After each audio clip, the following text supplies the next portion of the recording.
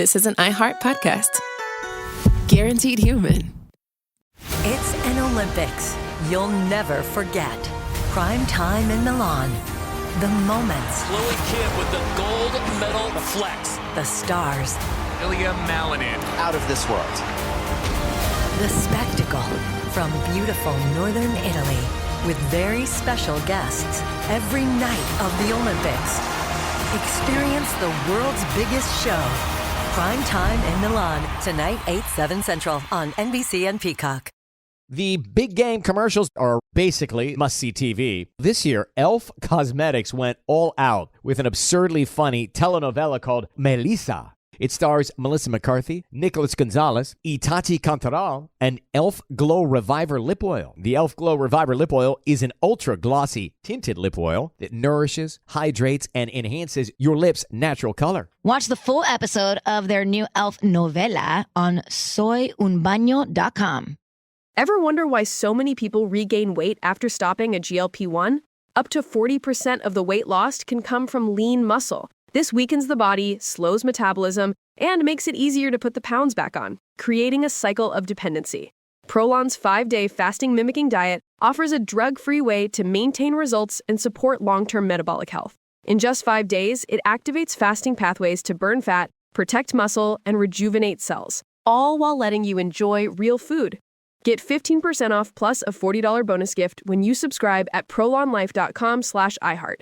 That's prolonlife.com/iHeart. Over the last couple years, didn't we learn that the folding chair was invented by Black people because of what happened in Alabama? The Montgomery Brawl. This Black History Month, the podcast Selective Ignorance with Mandy B unpacks Black history and culture with comedy, clarity, and conversations that shake the status quo. The Crown Act in New York was signed in July of 2019, and that is a bill that was passed to prohibit discrimination based on hairstyles associated with race. To hear this and more, listen to Selective Ignorance with Mandy B from the Black Effect Podcast Network on the iHeartRadio app, Apple Podcasts, or wherever you get your podcasts.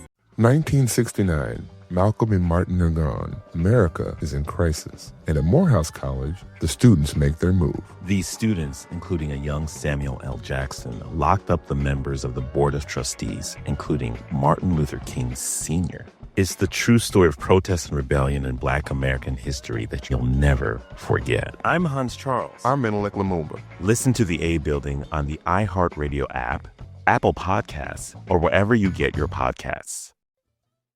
Support for The Middle comes from the Tawani Foundation, making a sustained and measurable difference for organizations that focus on enriching knowledge, improving health and wellness, and promoting scientific understanding.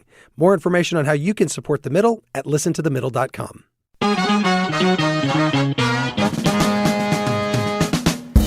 Welcome to The Middle. I'm Jeremy Hobson at Nevada Public Radio in Las Vegas, along with our house DJ Tolliver. And Tolliver, we have some new listeners this week on the NPR Now channel on Sirius XM. Oh, wow. So we're 2 weeks out from the election. Welcome to the Terror Dome, you guys. Okay. By the way, be wet and wild. Yeah, exactly. And so it's moving so quickly. Tolliver, before this, I think we were on the air in 46 states, but now with Sirius XM, it's all 50. So that's exciting. Oh, wow. About a year into our little independent production here. By the way, we just did a special from Detroit the other day with the Canadian Broadcasting Corporation that was live across the U.S. and Canada. If you missed that, you can hear it on our podcast in partnership with iHeart Podcasts on the iHeart app or wherever you listen to podcasts. So we're going to talk this hour about something that is just obsessed over in the lead up to a major presidential election like this. That would be the polls. And if you're listening and you're simultaneously refreshing 538 or the New York Times polling page, you're not alone. This is a close race. It's going to come down to what happens in battleground states like Nevada, where I am right now. And of course, the polls are a mixed bag. And we also know that they're not always right. Just ask President Hillary Clinton. So we want to know if you trust the polls. And Tolliver, how can people reach us? You can call us at 844-4MIDDLE. That's 844-464-3353, or write to us at listentothemiddle.com. And before we get to our panel, I want to bring in pollster Berwood Yost from Franklin and Marshall College in Pennsylvania. Berwood, thanks for joining us. Hey, my pleasure. Good to be here. So I've got a little bit of a lightning round for you just to get these out of the way. First off, so how are polls conducted right now? Is it still mostly on the phone? No. That's actually, somebody asked me that question earlier. I said it would be a lot easier to answer that 30 years ago than today. polls now have a variety of methodologies, and I think that's what consumers really need to be careful about when they consume a poll. And if they're going to decide if they should trust it, they should understand how it was conducted. And so the first thing you should do is figure out, how did this pollster do his or her work? How did they create a sample? Who does that sample represent? How do they write their questions? What is the order of those questions? Could I answer those questions if someone asked me those same things? Just some commonsensical things before you get to the technical sides of how that data is adjusted and reported. But my main point is that transparency is essential for understanding how polls conducted. You've got to know what the pollster's doing. And if you don't know, you shouldn't trust them. But if they're not on the phone, so then they're done on the internet. So are you sending out an email to people and then they have to decide if they want to respond back to it? You could. There's all kinds of ways to do it. That's not how we do it. Do you want to hear how we do our polls? Yeah. All right. So what we do is we draw a random sample of registered voters from the state's voter registration list. There's like 9 million of them. And in that list, there's all kinds of information. So when we draw that sample, the first thing we do is we print a postcard and we put it in people's mailboxes. And we give them all kinds of information, telling them about us and how we do our work, how they can respond. We give them a password so that they know how to do it. We give them a website if they want to do it online. We give them a toll-free number if they want to call us, or they can wait and we'll call them. And anyone we don't hear from, we text them, we call them, we email them. We just keep after them till we round out the sample. That's how we do our work. What's the most effective form of contacting people? What has like the highest rate of return? The highest rate of return comes from having more ways to contact someone. So if we've got your cell phone, your address, your email, and a landline, chances are you're going to respond because we're going to stay after you. So one of the people things that are hardest to reach are those that we just have an address for. One of the things, Berwood, that I've noticed in some of the polls that are happening right now, maybe this is just how it's always done, is they like to use what happened in the last election to kind of weight various groups and say, this many people voted in 2020, so therefore we're expecting it'll be just like that.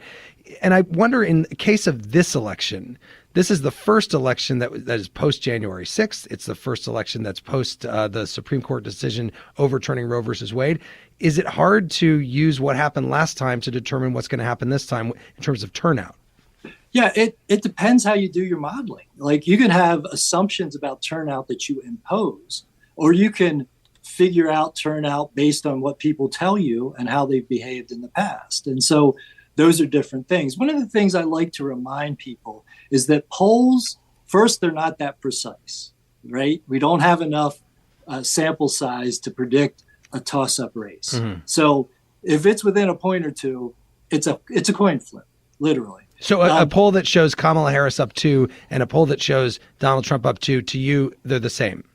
They're the same, yes, because of the margin of error, which isn't the most important issue in polling, but it does suggest whenever you represent a group with a sample, you're going to have variability just from using that sampling process. But the other thing I want to say is that polls are about description, right? Our poll that we released today describes the way voters are thinking and feeling about things at the moment. They are spending a lot of time and money to change what voters think and how they behave.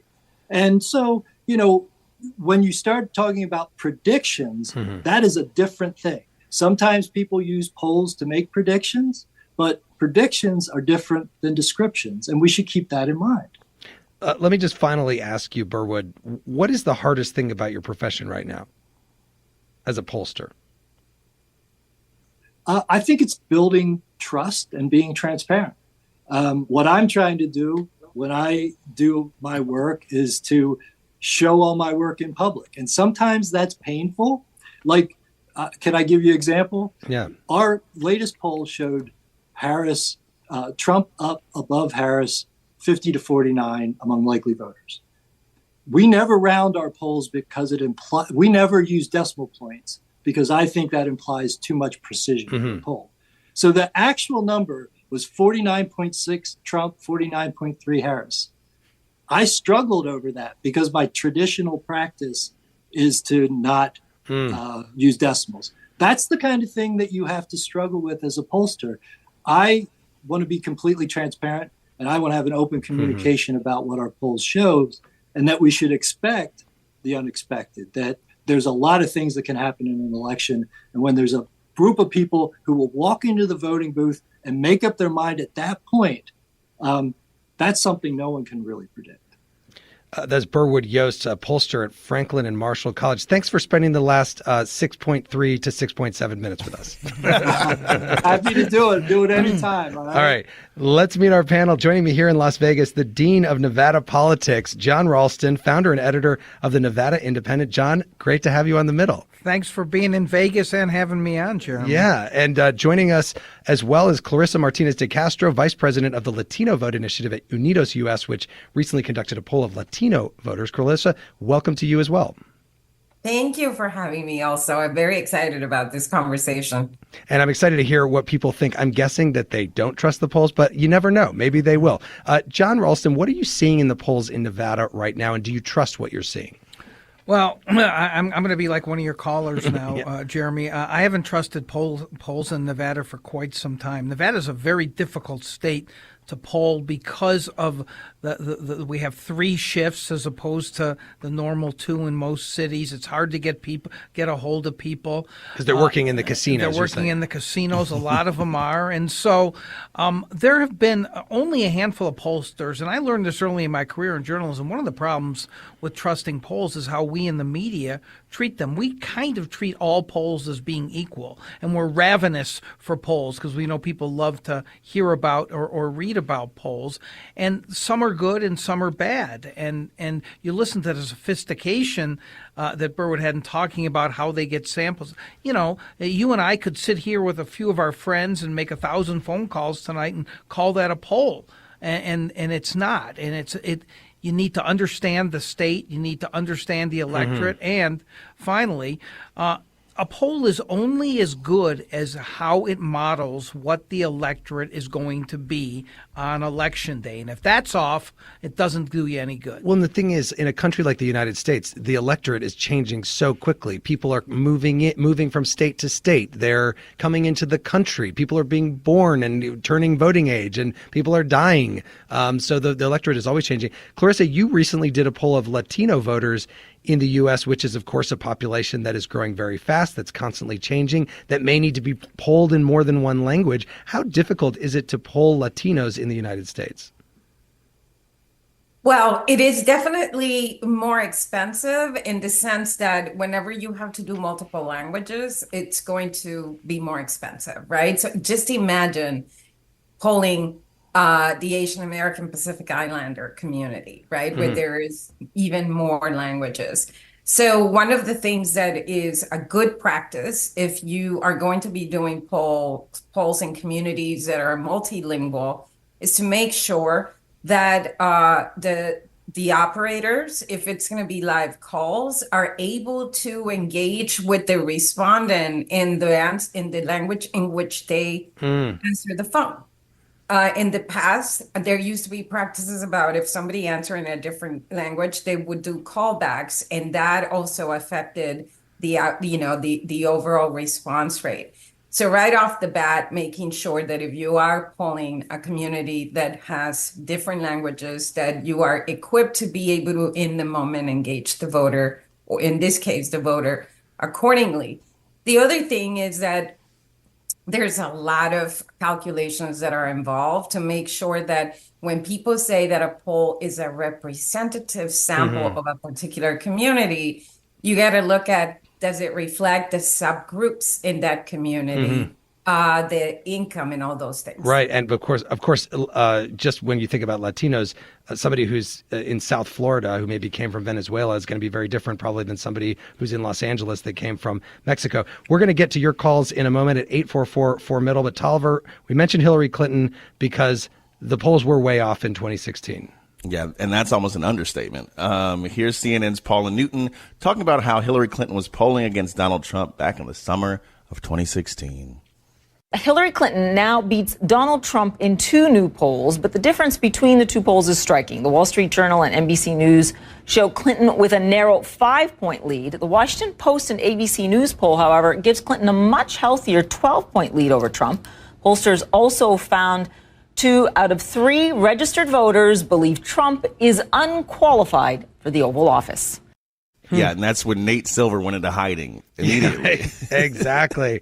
By the way, as we approach the election, Tolliver, and this is our 11th remote broadcast in the last year, it does cost money to do this, and we do want to ask you, if you can, make a contribution in any amount to us at listentothemiddle.com to keep these shows coming. We'll be right back with more of The Middle.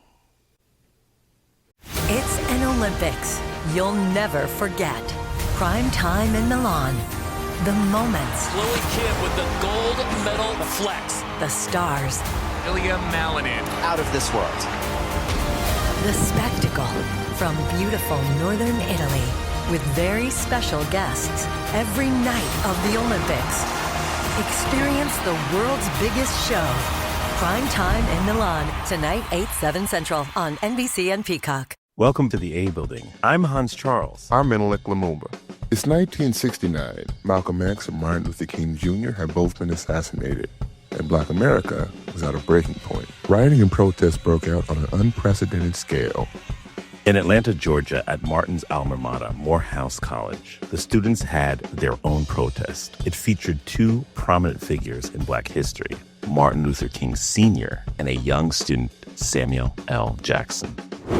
To be in what we really thought was a revolution. I mean, people were dying. 1968, the murder of Dr. King, which traumatized everyone. The FBI had a role in the murder of a Black Panther leader in Chicago. This story is about protest. It echoes in today's world far more than it should, and it will blow your mind. Listen to the A Building on the iHeartRadio app, Apple Podcasts, or wherever you get your podcasts. This is Ryder Strong, and I have a new podcast called The Red Weather. It was many and many a year ago in a kingdom by the sea. In 1995, my neighbor, Anna Trainer, disappeared from a commune. It was hard to wrap your head around. It was nature and trees and praying and drugs.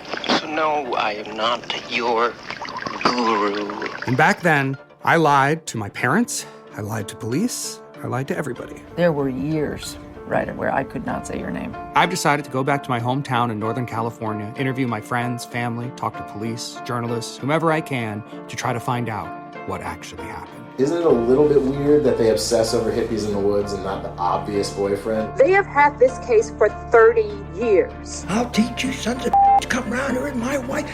Boom, boom. This is The Red Weather. Listen to The Red Weather on the iHeartRadio app, Apple Podcasts, or wherever you get your podcasts. 14 years in prison for killing a young woman. A 15-year sentence for a crash that caused 3 deaths. 12 and a half years for killing a child and critically injuring her mother. All true stories, all caused by marijuana-impaired drivers.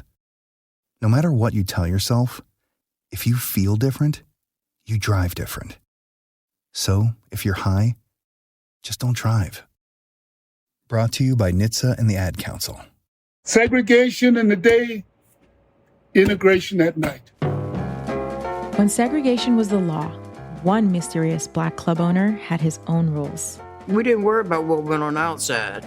It was like stepping in another world. Inside Charlie's Place, Black and white people danced together. But not everyone was happy about it. You saw the KKK? Yeah, they was dressed up in their uniform. The KKK set out to raid Charlie, take him away from here. Charlie was an example of power. They had to crush him. From Atlas Obscura, Rococo Punch, and Visit Myrtle Beach comes Charlie's Place. A story that was nearly lost to time. Until now. Listen to Charlie's Place on the iHeartRadio app, Apple Podcasts, or wherever you get your podcasts.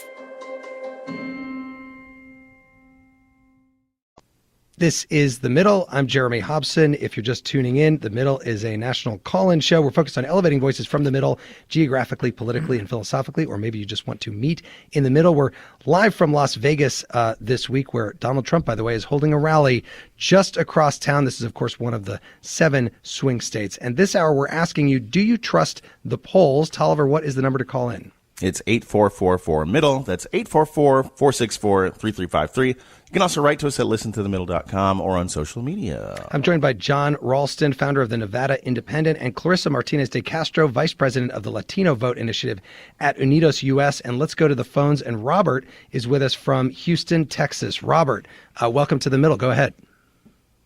Hey, thanks for taking my call. I heard that in some countries they limit when candidates can actually, run a campaign to 3 weeks or a month or something to that effect. I'd propose, what if with polls we just have like 1 day a week, and that will be poll day, when all the polls will come out for that week.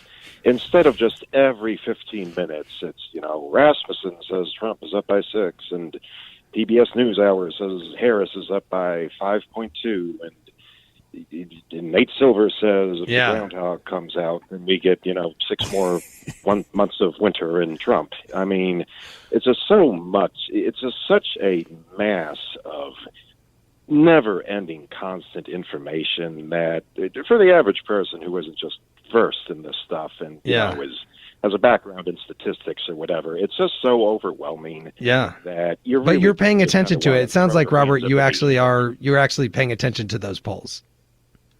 I mean, I'm trying, but it may be to my detriment overall. It's raising my blood pressure just going back and forth with all this. So, all right. Well, thank you for calling in. Appreciate it. And Clarissa, let me ask you, when you hear Robert there, and I'm imagining we're going to hear people that echo what he's saying, why to you are polls important? They are. But I think it's important to make sure that we look at them in the right context, right? So they're like a snapshot. And the snapshot, it's going to look different depending on what time of the day and how many, and once you have the picture, how many pixels it has and all that stuff. So it's the same thing, right? The pixels would be the sampling size in a poll. One of the reasons we did this poll in August, and we're going to be doing one of actual voters, is because in the past, with the national exit polls, because of the size of the project, the sampling of Latinos tended not to be very accurate in terms of representative of what the Latino population looks like. So sometimes the results look skewed. And so when we, for example, our poll in August had 3,000 Latino respondents at the national level, that means a margin of error of 1.8%. So what that means, again, as our previous guest was saying, is that it's not going to be exact. It gives you a picture. It gives you a sense. The better the sample is, the better the sense that you are going to have. But as you continue to see other reasonable, well-done polls, you will see that there are some changes, right? And we are seeing some of that. But in any case, for us, it's a way to try to add more information with a more robust samples of Latinos, because that you don't have in a lot of polls. You don't get a lot of that. Let's go to Sergio in Lincoln, Nebraska. Sergio, what do you think? Do you trust the polls? Hi. Sometimes listener, first-time caller. What I think about the polls, though, is that I wouldn't trust them. I am in Nebraska. I'm part of Gen Z. And I think after seeing what the polls were like during the Hillary Clinton and Trump election cycle and how that turned out, I think I really found a lot of distrust in that. I mean, I think the second part of that is that people my age aren't necessarily being polled, and people who are maybe within my community, who are in the Latino community, aren't necessarily being polled correctly. And I think there's a lot of nuance to how you can get the correct information. And for me, it feels like it's really just throwing darts at a board. Thank you so much for that call, Sergio, and thanks for being a sometimes listener. Hopefully you'll listen all the time. That's what we're going for. But I appreciate it. Jon Ralston, a lot there. first of all, the issue of whether polls actually get to younger voters, first-time voters, but also just, Sergio's distrust of them. Have they gotten better? Have they gotten a lot better since 2016? Well, the answer to that is yes and no. There are pollsters who learned lessons from 2016 and have refined their techniques and as Berwood talked about, it's not just about landlines anymore. They know how to weight samples of text and use more cell phones. But it's also gotten worse, Jeremy, in the sense that too many people, and I alluded to this earlier, call themselves pollsters who are not doing the correct weighting but they know that they can get attention and maybe make money off of whether it's private clients or news organizations by saying that they're a pollster. I think that the media, again, is partly responsible for Sergio and others and what they say, and that they just don't trust us as much as they used to, so they don't trust what we put out as much as they used to, and they think it's biased one way or another. A good pollster will, in Nevada, let's take Nevada, will make sure that they're polling in Spanish and English, that they contact at least 15 to 20% of Hispanics, that they look at the Asian population here, which is about 10% of the electorate, and they weight it that way. But that it's costly, as Clarissa talked about, to do this correctly, and if you don't pay for it, you're going to get what you pay for. Let's go to Shelley in Sylvania, Ohio. Shelley, what do you think? Do you trust the polls? I think that they're not infallible, but they can come pretty close. They can let us know which way the wind is shifting, and that does increase my sense of urgency around getting out there in this election season, even before the election, and in these last 10 days, and making my voice heard. I do think in 2016 the polls were more on target than folks remember, especially as the election grew close. I remember watching them, as you're saying, on refresh, like a deer in headlights, seeing the margins tighten as the election came closer. And I remember feeling like no one else was seeing what I was seeing. So I think that they can give us a good poll can give us some very important information and let us give us the information we need to guide our actions. Shelley, do you feel more motivated to go and vote if you see that the race is really tight? I'm motivated. I will be voting no matter what. But in terms of door knocking, in terms of volunteering, it does make a difference. And also between deciding between uncommitted and a vote for Harris, that also does guide my decision making in that regard. Shelley, thank you for that. Clarissa, what about that? Do the polls, do you think, affect whether people go out and vote? Like, did people in 2016 not go and vote for Clinton because they thought she was going to win?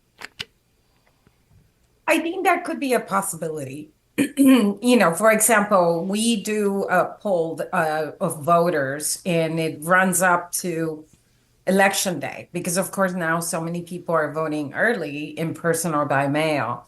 And our practice is that we do not release horse race results unless polls have closed, right? And also, we are not doing a projection.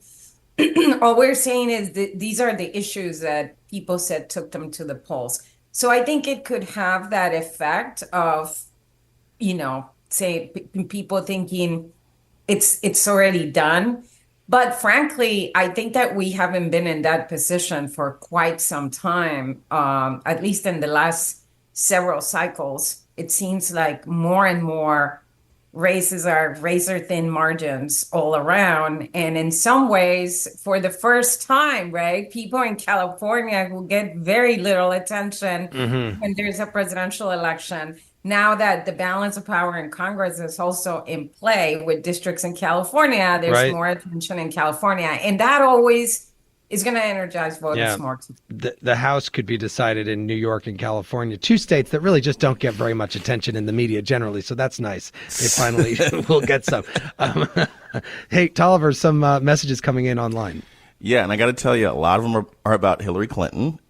So I'm going to try and read one of them about Hillary. So Laura in Greeley, Colorado says, I believed them when Clinton ended up losing, and I was devastated. Since then, I beefed up my statistical analysis skills and knowledge and realize now that surveys of people are extremely difficult to design to be robust and informative. So she went to math school after this.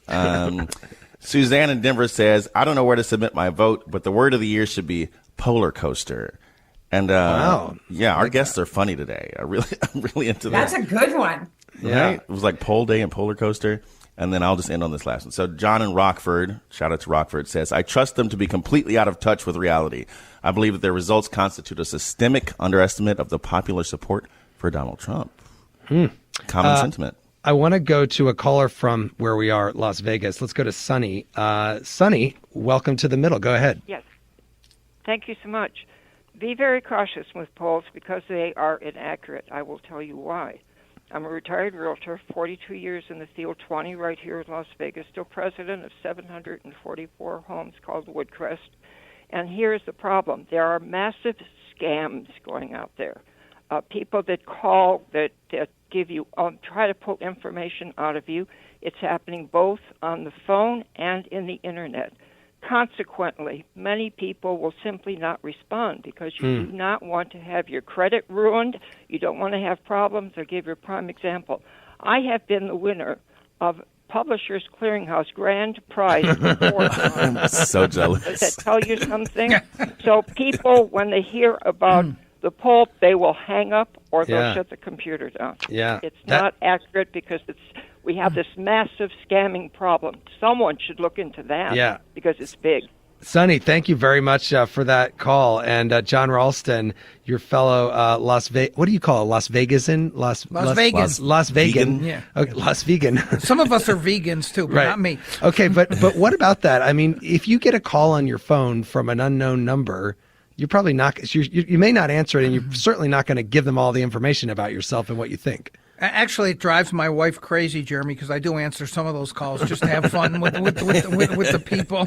But and Clarissa can probably talk more about this as well, Jeremy. But one of the problems that I've heard pollsters that I trust and know personally talk about is the difficult response rates that they've had to deal with as time has gone on, because people like my fellow Las Vegan don't want to answer their phones, and it's difficult to get people to respond to polls because they're afraid that they're trying to get some information under the guise of polling. Right. And it's very, very difficult to do. And people are skeptical of just taking cold calls, which is why different methods of polling, texting and online panels, and the way they may not be as accurate unless you really understand that it's going to take a while to get a good sample, that you have to wait the samples, that you have to have the model of the electorate that you believe is going to exist. You know how they have those scam likely things for Apple? They should do pollster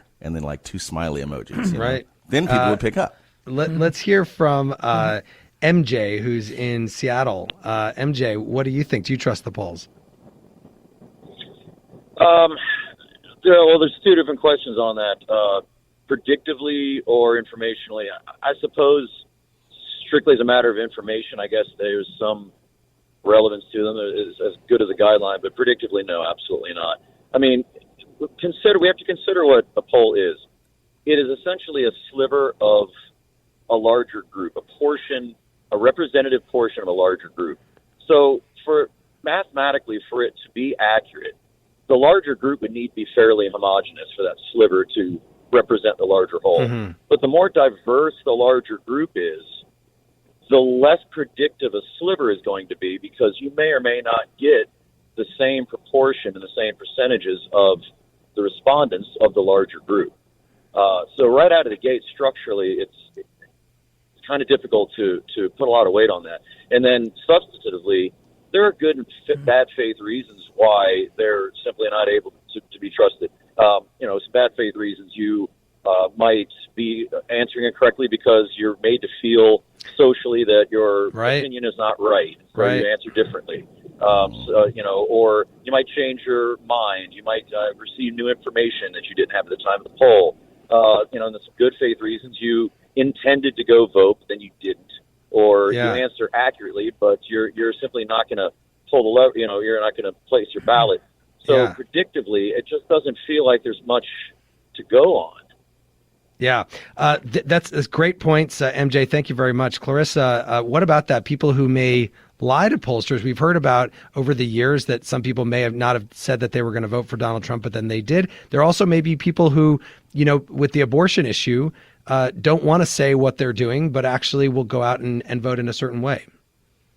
Yeah, no, that's right. And I think that's first and foremost, I agree with the caller. They're informational, right? I think that part of the issue is that polls have been kind of used as a tool to solidify a prediction, whether or not that makes sense in that moment. For us, they're important in terms of identifying what are the top issues in the minds of voters, right? And for that, that's very different in terms of percentages than when you're talking about a horse race that might be 1 or 2 percentage points apart. So what I tell people, including about our own poll, is, hey, make sure that you are looking under the hood, right? I obviously follow a lot of what people put out about the Hispanic electorate. Mm-hmm. And the number of articles I've seen where people are making a pronouncement about a seismic change in opinion of the community along the lines of Latinos used to think the earth was round, but now they say it's not. And I'm like, oh my God, wow. But then I go and look at the methodology and they interviewed 200 people. And I'm like, okay, that's a little too much. Which in the world of pollsters is not that much. Again, you can reach us at 844-4MIDDLE. That's 844-464-3353. Tolliver, we've been talking a lot about 2016, but that was not the first time that presidential election results were not in line with the polls. Well, that's right. Look no further than the 1948 contest between Harry Truman and Thomas Dewey. The Chicago Daily Tribune famously printed its first edition with the headline, Dewey defeats Truman. Right. Based on bad day for Dewey. Based on polls and a prediction from their political analyst. Of course, Dewey didn't win. And since we don't have tape of a newspaper headline, here's a clip of the news about their campaign. In 140 talks before an estimated 2 million listeners across the nation, Mr. Truman hammered away again and again at the record of the Republican-controlled 80th Congress. Like candidate Truman, candidate Dewey enters the home stretch of his first coast-to-coast tour. In Salt Lake City, he underlines America's unity on foreign policy questions with a strong denunciation of isolation and appeasement. Jeremy, I need you to talk like that from here on out. Welcome to the middle area. Yeah, exactly. Tolliver, I'll tell you what, they don't campaign in Salt Lake City anymore. We need that music. We need that music, though. Anyway, we'll be right back with more coming up on The Middle. It's an Olympics you'll never forget. Prime time in Milan. The moments. Chloe Kim with the gold medal flex. The stars. Ilya Malinin. Out of this world. The spectacle from beautiful northern Italy with very special guests every night of the Olympics. Experience the world's biggest show. Prime time in Milan, tonight 8/7 Central on NBC and Peacock. Welcome to the A Building. I'm Hans Charles. I'm Menelik Lumumba. It's 1969. Malcolm X and Martin Luther King Jr. had both been assassinated, and Black America was at a breaking point. Rioting and protests broke out on an unprecedented scale. In Atlanta, Georgia, at Martin's alma mater, Morehouse College, the students had their own protest. It featured two prominent figures in Black history, Martin Luther King Sr. and a young student, Samuel L. Jackson. To be in what we really thought was a revolution. I mean, people were dying. 1968, the murder of Dr. King, which traumatized everyone. The FBI had a role in the murder of a Black Panther leader in Chicago. This story is about protest. It echoes in today's world far more than it should, and it will blow your mind. Listen to The A Building on the iHeartRadio app, Apple Podcasts, or wherever you get your podcasts. This is Ryder Strong, and I have a new podcast called The Red Weather. It was many and many a year ago in a kingdom by the sea. In 1995, my neighbor, Anna Trainer, disappeared from a commune. It was hard to wrap your head around. It was nature and trees and praying and drugs. So no, I am not your guru. And back then, I lied to my parents, I lied to police, I lied to everybody. There were years, right, where I could not say your name. I've decided to go back to my hometown in Northern California, interview my friends, family, talk to police, journalists, whomever I can, to try to find out what actually happened. Isn't it a little bit weird that they obsess over hippies in the woods and not the obvious boyfriend? They have had this case for 30 years. I'll teach you sons of bitch, come round here and my wife. Boom, boom. This is The Red Weather. Listen to The Red Weather on the iHeartRadio app, Apple Podcasts, or wherever you get your podcasts. 14 years in prison for killing a young woman. A 15-year sentence for a crash that caused 3 deaths. 12 and a half years for killing a child and critically injuring her mother. All true stories, all caused by marijuana-impaired drivers. No matter what you tell yourself, if you feel different, you drive different. So, if you're high, just don't drive. Brought to you by NHTSA and the Ad Council. Segregation in the day, integration at night. When segregation was the law, one mysterious black club owner had his own rules. We didn't worry about what went on outside. It was like stepping in another world. Inside Charlie's Place, black and white people danced together. But not everyone was happy about it. You saw the KKK? Yeah, they was dressed up in their uniform. The KKK set out to raid Charlie, take him away from here. Charlie was an example of power. They had to crush him. From Atlas Obscura, Rococo Punch, and Visit Myrtle Beach comes Charlie's Place. A story that was nearly lost to time. Until now. Listen to Charlie's Place on the iHeartRadio app, Apple Podcasts, or wherever you get your podcasts. This is The Middle. I'm Jeremy Hobson at Nevada Public Radio in Las Vegas this week. And this hour, we're asking you, do you trust the polls? You can call us at 844-4MIDDLE. That's 844-464-3353. I'm joined by Clarissa Martinez De Castro, Vice President of the Latino Vote Initiative at Unidos U.S., and Jon Ralston of the Nevada Independent. And before we go back to the phones, Jon Ralston, if you can't trust everything you see in the polls, what else do you look at to try to figure out what's going on? Because everybody comes to you to ask you what's going to happen, for example, in Nevada. What other things are you watching?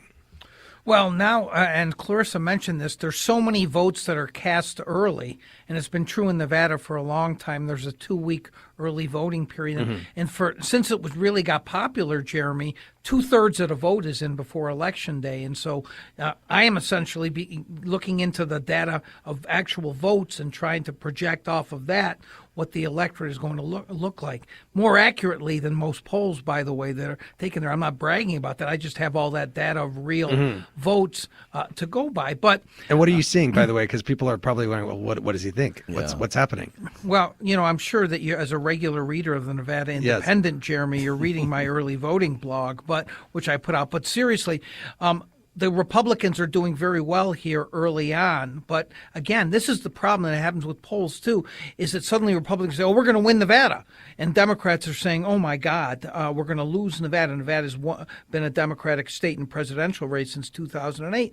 But 400,000 people have already voted here in Nevada. Probably 1.4 million are going to be in the electorate. Still, 1 million people have to vote. These trends are not set in stone. It looks good for the Republicans early on, but things can change. The mix of the electorate, which is what we've been talking about and why polls might or might not be accurate, is going to change. So, and also, Jeremy, luckily this isn't TV. People can't tell that I'm old. I've been around. I've been doing this for a while, Jeremy. So I have the experience. I have the sources on the ground who can tell me what's really happening. And so you have to be a reporter, too, if you're covering polls. You can't just take them at face value. And that's one other thing, let me just say quickly, and Clarissa will back me up on this. People don't think about how questions are phrased. And what the media don't do enough is Ask for the actual polling instrument. Look at how they ask the questions. Don't just look at a polling memo, because that's probably written for a purpose. Right. Look at the actual wording. Clarissa, you agree with that? Oh, sorry, go for it now. 100%. I was talking to a reporter the other day about our poll, and they said, "Oh my God, you guys who have your methodology and your crosstabs publicly available." And I'm like, yeah, we're trying to help people have a better understanding about this electorate, and we want to be transparent about our data. Plus, sometimes we learn about how to better ask a question when we talk to people and they're able to see it, right? So absolutely, it's important to look at how the question was asked. That matters a great deal too. Tolliver, is it true that early voters tend to sway more Democratic, or is that just an old wives' tale? John? Well, what's happened here, and it doesn't happen this way in all states, but it's definitely been true here. The late Harry Reid erected this machine where the Democrats bank all these early votes, so that by the time Election Day comes, as I said, so many of the votes have been cast before Election Day. The die is cast, and it's almost impossible for the Republicans to catch up. That's why this year's presidential race turnout pattern is so odd. The Republicans are doing so well. Now, there may be some reasons for that. Rural counties are turning out much bigger. Early. Early. But that also means they're not going to vote later. That's probably those right. People, obviously. And as an optimistic Democrat told me, look, there's only so many votes there. Right. And, 2/3 of the vote are still in Clark County, which is predominantly Democratic. Let's go to another swing state. And Billy, who's in Raleigh, North Carolina. Billy, what do you think? Do you trust the polls? I'm pretty indifferent to them. Living in a purple state, the presidential election becomes, especially here when we voted Trump twice and then Roy Cooper twice, the presidential race becomes inconsequential to me. I pay attention more to the more local races. But I also would say that if they could be broken out, I know you have a Latino contributor there, if it could be more broken out by communities like Latino and people of color communities, so I could learn more about that, because I know that was an underserved part of the electorate, or at least that was how it was portrayed. I think that would be more interesting to me to know those polls, which they maybe exist, but I don't really pay as much attention to them. But if they were more, not as generally done as, are you voting for Trump or Kamala, Right. Billy, thank you for that. Clarissa, on that point of Latino voters, I was looking back, and the number of Latinos of voting age in the U.S. is about 44 million. But only about 16 million voted in 2020. Why is that? Do you think that'll change this time? There'll be more turnout among Latinos? So there's a couple of different things going on, and we're about 32 million plus, I think, in terms of citizen voting age population. Oh, I see. Okay, right, because there may be some that are not citizen. So, and a lot of times people say, oh, there's over 30 million Latinos eligible to vote. And I say, okay, disaggregating data is important. If people are not registered come election day, they're not eligible to vote, right? So what that allows us to do is, in presidential years, more than 80% of Latinos who are registered vote. So what we have, midterms, as we know, are a different animal, but what we really have is a voter registration opportunity gap. And as you all know, of the increasingly obscene amounts of money spent at every election cycle, an infinitesimal amount goes into voter registration. And that's where the biggest opportunity is in terms of the growth of the Latino electorate. But even with that, we are the second fastest growing because we are a young population. And every year, 1 million Latino U.S. citizens are turning 18 and becoming eligible to register and vote. That's why, by the way, we'll have to see whether the Taylor Swift voter registration drive has an effect in this election. Let's go to Bill, who's in Chelmsford, Massachusetts. Bill, do you trust the polls? I don't trust the polls, quite frankly. And I think too many people are just afraid to tell the truth of how they're going to vote. They're afraid to tell each other. There's such a divergence between how we feel about things. And I think it's awful hard to be so savvy that you can figure out whether a person's telling the truth or not. even with all the different ways you ask questions and so forth. So I'm a little concerned. But I do have a question for your panel and for all of you. Yeah. Yeah. What has happened when I was younger, and I'm pretty old, the Gallup poll was the only one we heard of. I hear about so many different darn polls today from all these different organizations, every news organization, every newspaper. And on top of that, what's the economics behind it? Who's using them? Because I know in the past, maybe campaigns used them maybe to try and figure out where they should put resources. But, man, they don't seem to really – there just doesn't seem any value. But there's a ton of money being spent on these things. I don't understand. What's the economics behind it? Bill, thanks. Great question. Jon Ralston, you want to take that? Well, Clarissa might know more about the exact economics, but I'll tell you this. Campaigns spend a lot of money on polls, and campaigns, more than the ones that are done for news organizations, want to make sure that what they're getting is the right information, because they can't afford not to have the right information. So they know, as the gentleman said, where to put resources, what groups they need to target. So they will spend immense amount of money on polls, and there are people who have made a very good living at polling because of this. News organizations can't afford to pay as much as campaigns can in general, Jeremy. So they will either get a deal made with a really good pollster, or, and this is what's happened too often, news organizations will partner with a pollster who is not as good. And the other manifestation that's occurred since I started covering politics a long time ago, Jeremy, is you have partisan pollsters have surfaced. Right. And a lot of them. Yeah, a lot of them. Now, some of them actually, while they're partisan, can produce good numbers, but others are just in business to control a narrative. And you can do that with the sample that you put out, right? You can make it a Republican-leaning or Democratic-leaning sample. And my problem, again, I'm going to be a broken record on this, is that we in the media tend to treat all polls as being equal. Let's just put it out because we love numbers, and you gave us a polling memo. Wow, we got an exclusive. Let's get this out. And the other way the world has changed, Jeremy, is that the velocity with which information moves, right? You want to get it out right away on social media and on your website. And you can't pull it back, even if it turns out not to be a good poll. You know, since we're in Las Vegas, I wish we had a bet here, like the all make them all on the craps table, where we could every state that comes in as a call on this show right now, because we would be really getting around. Because I'm going to go to now Ogden, Utah, and Miranda, who's on the line. Miranda, welcome to the middle. Go ahead. Do you trust the polls?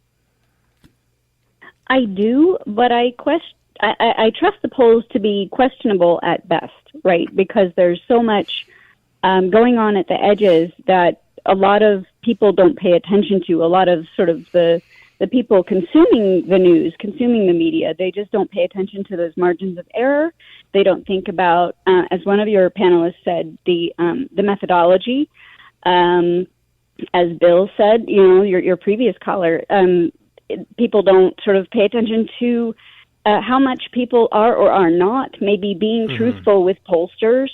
And there's so much going on that people say, hooray, we're up by 2 points. That must mean we're winning, without considering those margins of error and all of these others, all these other pieces and parts of how polling really works. Miranda, let me ask you a question. Just given that you obviously are skeptical about what you see in the polls, who do you think is going to win the election for president based on what you've seen so far, or do you have no idea? I am terrified. I have no idea. I know what I hope for, and I know what I'll work for, but in the polling, it seems very much a toss-up, and I don't know. Yeah. Miranda, thank you very much for that call. Clarissa, what do you think about that?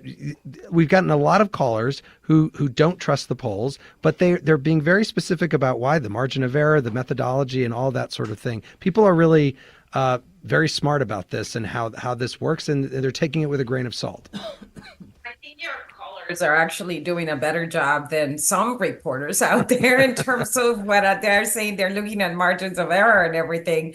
Whenever I talk to a reporter who says, "Hey, I was looking at this crosstab in your poll," I'm like, I get so excited because I'm like, okay, you're looking under the hood. But I want to actually ask you, right? Like in some ways, the question, do you trust the polls, is also a bit unfair, right? It's almost like asking somebody, do you trust your family? And I think most people would say, for what? Or who for what? I trust my Not my aunt cousins. on fashion. I trust this one for, whatever. So maybe that's where the grain of salt comes in, or to simply say we have to be discerning and understand, is this a push pull of somebody like is trying to shape the narrative, or is this somebody who's just trying to put out the data of what people are saying in that moment? Okay, let's go to Michelle, who's in Hatley, Wisconsin. Michelle, go ahead. Welcome to the middle. Hi, good evening. I do not trust the polls, and the reason I say that is twofold. First of all, when Biden dropped out and Harris became the presumptive nominee, there was a proverbial shift in the narrative, and there felt like a different energy. There seems to be a lot more enthusiasm behind her. And then in the last few weeks, the things that I just find that if 50% of people are behind a person who is talking about how admirable Hitler was, and his top generals and chief of staffs are calling him a fascist, that 50% are aligning themselves with him, is just beyond the pale. And the other one is, I am a member of Ipsos, and I have been for 20 years. And the polls that I'm getting are how should I say this? They're very geared toward a certain electorate. Like they're geared toward Democrats, or they're geared toward, hopefully, you're Republican. Myself, I'm not on any voter roll or any registration. I'm not even registered as an independent, but I've voted both parties before, and I don't feel like the polls are as streamlined as they once used to be, or as bipartisan, I guess is a good way to put it. Michelle, thank you very much. Jon Ralston. I have to tell you, I first of all, we have a unanimity in the poll we've taken of people who've called in, right? None of them trust the polls. So that is one poll that we can't trust. But I see this question of not trusting the polls in the same way that people say they hate negative ads, in the sense that let me make the analogy. Senator X is a crook. Oh, it's so negative. I hate that. Then you do the exit polls and you interview the same person. Why did you vote against the opponent? Well, Senator X is a crook. I saw it on TV. That there's a disconnect because people, when they talk about the race, the presidential race, they're talking about it being so close. Why do they think it's so close, Jeremy? Because the polls are telling them, even though they don't trust them. So there's a disconnect that goes on there. And I do think people tune out stuff more than they ever have when it has to do with politics and polling and all the rest of it. Let me just ask each of you a final question as we close out this hour. And Clarissa, to you first. One of the reasons that polls matter, I think, is because if they're way off and people think they're going to be one way, then when the election turns out the other way, they may think it's not fair, that it's rigged. They may turn to violence, as we saw on January 6th, 2021. Are you worried about that happening this time just because of the poll expectation? And is there anything that you think that we in the media can do to help in terms of what we say when polls are mentioned? So I think those are different things. I'll deal with the second one about, I do think that the media can continue to remind people that a poll is a snapshot in time, that the margins of errors mean that this is a dead heat and can go either way. Those kinds of things to help readers understand what they're seeing. In terms of the polls fueling violence, there's other people who are doing that and will do it even if the poll results were not even close, because I think that they've started already pumping a narrative to leave the door open for that no matter what happens. Jon Ralston. And that's unfortunate. Yeah, I mean, the horse has left the barn on that one. I totally agree with Clarissa on this, Jeremy. And it worries me every day not just as a journalist, but as a citizen, as a parent, as a husband, all the rest of it. We should all be concerned about this because of what is being fueled. And no matter what the polls say, that there are people who are not going to believe, not going to accept the results of this election. I hope and pray that we don't have anything resembling January 6th again ever in the history of this country. But it's not because of the polls. Luckily, there are some things that have cropped up that didn't used to exist. Poll aggregators who put together a bunch of polls and put that out and say this is what the average is. But still, I don't think that's an issue in the issue that you're talking about. Well, Jon Ralston, founder and editor of the Nevada Independent, and Clarissa Martinez De Castro, vice president of the Latino Vote Initiative at Unidos U.S. Thank you both so much. Thank you. Thank you. And one thing, be sure of, go out and vote.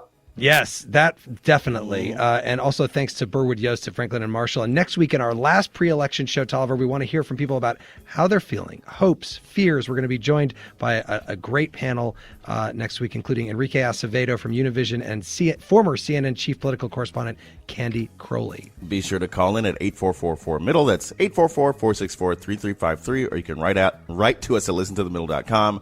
and sign up for our free weekly newsletter. The Middle is brought to you by Long Nook Media, distributed by Illinois Public Media in Urbana, Illinois, and produced by Harrison Patino, Danny Alexander, Sam Burmistaz, and John Barth. Our technical director is Jason Croft. A special thanks to Dave Becker and Brianna Joseph here at Nevada Public Radio in Las Vegas. I'm Jeremy Hobson, and I will talk to you next week.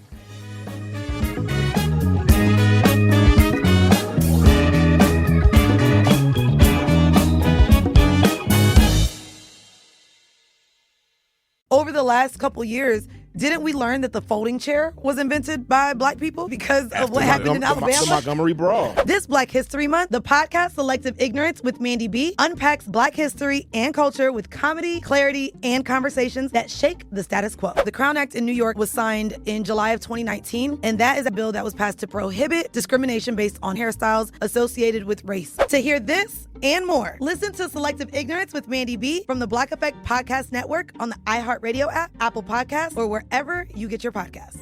1969. Malcolm and Martin are gone. America is in crisis. And at Morehouse College, the students make their move. These students, including a young Samuel L. Jackson, locked up the members of the Board of Trustees, including Martin Luther King Sr. It's the true story of protest and rebellion in Black American history that you'll never forget. I'm Hans Charles. I'm Menelik Lumumba. Listen to The A Building on the iHeartRadio app, Apple Podcasts, or wherever you get your podcasts.